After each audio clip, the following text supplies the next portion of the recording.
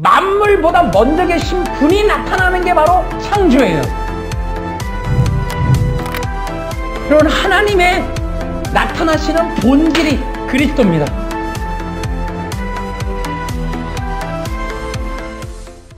여러분들이 율법주의와 인본주의를 벗으려면 율법을 알아야죠.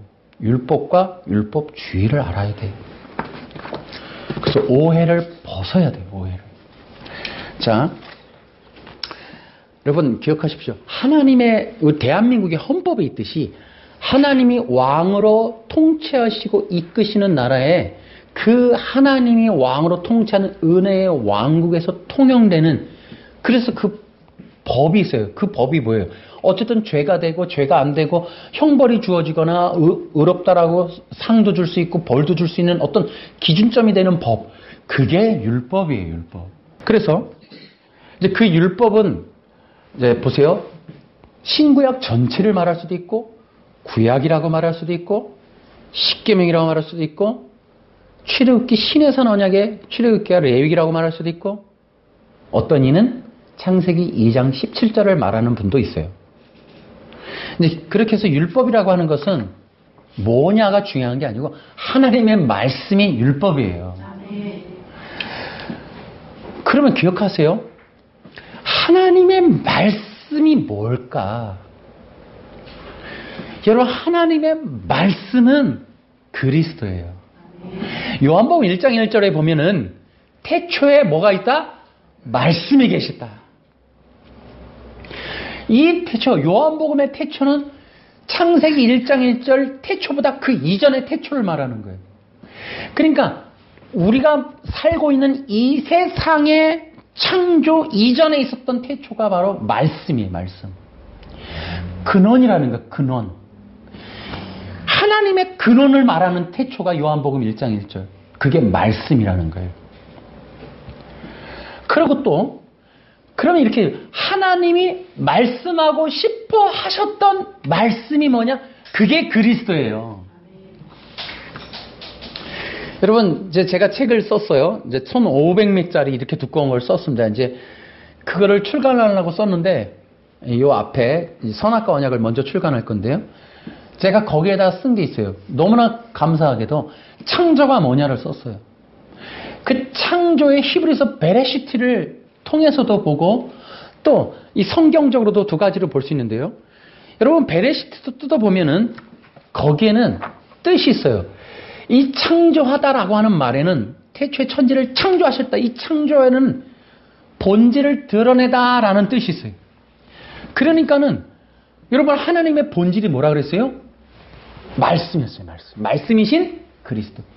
그러니까 하나님의 창조가 뭐냐면, 여러분, 하나님 당신의 본질이 나타나시는 게 창조예요.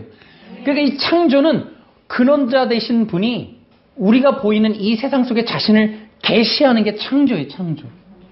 그래서 보이도록 당신이 세상 속에 나타나시는 그 창조, 그것이 바로 그리스도이신데, 하나님 당신의 형상으로 나타나신 하나님이 그리스도라니까요. 그 그리스도가 바로 창조인데, 이 얘기를 골로새서 1장에 해놨단 말이에요. 만물보다 먼저 계신 분이 계시다, 이 얘기를 해놨어요. 그리스도를 소개하기를 만물보다 먼저 계신 분이래. 그러니까 이 만물보다 먼저 계신 분이 나타나는 게 바로 창조예요. 여러분, 창조 1일부터 7일까지 있어요. 여러분, 기억하세요. 만물의 창조는 물건의 창조가 아니라 매 날마다 그리스도의 창조입니다. 여러분, 그 빛 대신 그리스도, 이 모든 것의 모든 것 되시는 그리스도가 각 날마다 나타나시는, 충격입니다. 충격. 그래서 창조는 뭐냐면 그리스도. 여러분, 기억하셔야 돼요. 고린도후서 4장 4절에 가면은 그리스도는 하나님의 형상이라고 되어 있어요. 그리고 왜 골로새서는 그리스도가 세상을 창조했다고 말하고 있는가? 하나님이라고 안 하고. 여러분, 하나님의 나타나시는 본질이 그리스도입니다. 그 본질에 대해서 제가 책을 쓴 거예요. 그 본질이 그리스도다. 하나님의 나타나심이 그리스도다. 왜 그러는가? 왜 그리스도가 하나님의 본질이시고 형상이신가? 왜 하나님의 이 땅의 창조가 그리스도이시고 그리스도 자신이 만물이시고 만물 자체로 드러나신 게 그리스도이신가? 하나님이 영원하시고 빛되시고 생명이신데 그분이 거룩하시기 때문이다. 아멘. 그래서 이게 어마어마하게 중요한 거예요. 그래서 레위기가 동원되는 거예요. 레위기의 주제는 거룩하라. 하나님이 거룩한 것처럼 너희도 거룩하라. 그러니까 이게 왜 레위기가 하나님의 시내산 언약에서 내린 율법이라는 것이 성막, 제사법, 절기, 제사장에 관한 규례이며 도덕시민사회법이 뭐냐? 도덕시민사회법은 이 앞에 성막, 제사, 제사장, 제사, 절기에 관련된 내용들을 어떻게 적용할 것인가에 대한 적용의 요령의 방법. 언제 나와야 하고 언제 제사할지에 대한 내용이. 그러니까 시내산에서 내린 율법이라고 하는 율법은 지켜내라고 하는 게 아니라 그리스도의 상징입니다, 여러분. 그리스도의 모형이에요. 할렐루야. 그리스도를 만나러 나오라는 거예요. 그것이 바로 거룩이에요. 그래서 이 거룩은 왜 필요한가? 왜 거룩은 피인가? 거룩은 왜 제사를 필요로 하는가? 하나님이 다르시기 때문에. 하나님이 인간과 같지 않으시기 때문에 인간은 반드시 하나님 앞에 나오기 위해서는 피를 필요로 해요. 그래서 반드시 그리스도라는 통로의 제한성을 받아야 돼.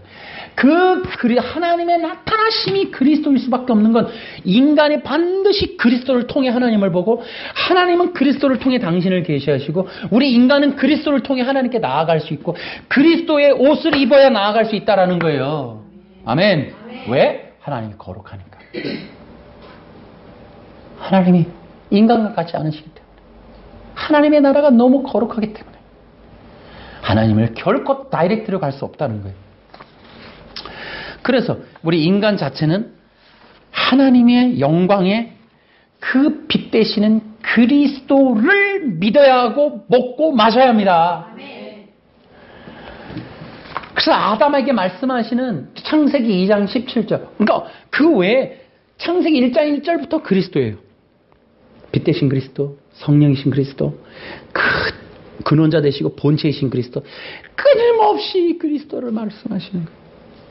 그래서 갈라디아서에 가면은 아브라함에게 약속한 복이 예수님이다 이렇게 얘기 안 한다고. 그리스도다 이렇게 얘기하는 거예요. 더 재밌는 거요? 여러분, 바울이 복음을 전하고 싶대. 그런데 무슨 복음이냐라고 얘기를 해놔서 골로새서에 뭐라고요? 그리스도의 복음을 전하고 싶다. 근데 그리스도의 복음을 전하고 싶다 이렇게 얘기하면 되는데 또 거기에 가면 뭐라고 써있냐면 그리스도의 복음 얘기해놓고는 그 뒷말에 이 비밀을 전하고 싶다 그래요. 그리스도가 비밀이라는, 그리스도 안에 담겨있는 게 비밀이라는, 이 비밀을 오죽하면 그걸 위해서 중보기도를 요청한단 말이죠. 다시 한번 그리스도의 비밀이 세상 속에 되길 바랍니다. 너무 놀라운 진리예요. 그래서 하나님의 말씀이 그리스도, 창조가 그리스도인데다가 창세기 2장 10절. 여러분, 더 에덴 동산이 그리스도예요. 에덴에 있는 모든 게 그리스도예요. 여러분, 아담은 그리스도를 알고 믿을 수밖에 없는 정도로 충만한. 여러분은 보세요. 하와를 어떻게 만들어요? 갈비뼈로 만들어요. 아담의 갈비뼈. 에베소서에는 교회와 그리스도의 관계를 얘기해요. 여러분, 아담은 흙으로 만들어요. 피조됐다는 거예요. 피조됨으로 인하여 연합을 필요로 하는 존재예요. 피조된 부분은 갈비뼈가 보여주듯이 피조라는 건 불완전한 것을 의미하는 거예요. 여러분, 우리가 진흙으로 뭘 만들어 봐요. 여러분, 불완전한 거예요. 인간 자체가 완전하지 않아요. 완전하지 않은 거로 완전자와의 연합을 필요로 한다라는 뜻이에요, 이게. 그래서 하와를 통해 복음을 전했어요. 아담에게. 부인을 준 게 아니고 복음을 전해준 겁니다. 이것은 그리스도와의 연합을 알려주는 거예요. 불완전한 존재임을 통하여 우리가 완전자를 지향하고 완전하신 분을 따라가고 완전해질 것에 대한 소망을 가져야 되는 거예요. 신명기 18장 13절, 마태복음 5장 48절을 반드시 읽어보세요. 그거 기록하려다가 까먹었네. 너는 내 하나님 여호와 앞에서 완전하라, 이렇게 기록되어 있어요. 그러니까 이거거든. 율법이라는 게 하나님 앞에서 너는 완전해야 된다라는 이 내용인 거예요. 그래서 율법의 요구는 우리의 완전함이에요.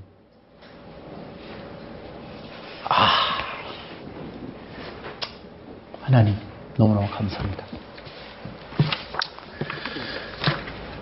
그런데 그래서 하나님의 모든 말씀의 율법이 뭐예요? 완전자이신 그리스도. 할렐루야. 아담에게 완전함을 이루는 방법이 뭐라고요? 그리스도 안에서 들어가는 거예요. 그리스도를 믿는 거예요. 여러분, 아담에게 필요한 게 뭐라고요? 그리스도가 필요한 거예요. 그리스도. 이 내용을 로마 카톨릭이 행위 언약으로 잡아가지고 다 가려버렸어요. 제가 또 말씀을 또 드릴게요. 그래서 인간에게 있어서 이 놀라운 율법의 의미, 완전하라. 그래서 인간 자체는 한계성을 가졌다라는 거예요. 부족하다는 거예요. 안 된다는 거예요. 그래서 끊임없이 그리스도를 지향하도록 만들어놨어요. 근데 인간이 거절하는 거예요. 왜요? 인간이 그 인간 자신의 자기중심적으로 인간이 하나님이 되려고 하는 욕구, 욕망에 욕심이 있다는 거예요. 그것 때문에. 그래서 이제 인간과 하나님의 언약의 한계점이 나타나는 거예요. 그래서 이제 드디어는 새 언약이라는 것이 필요해요.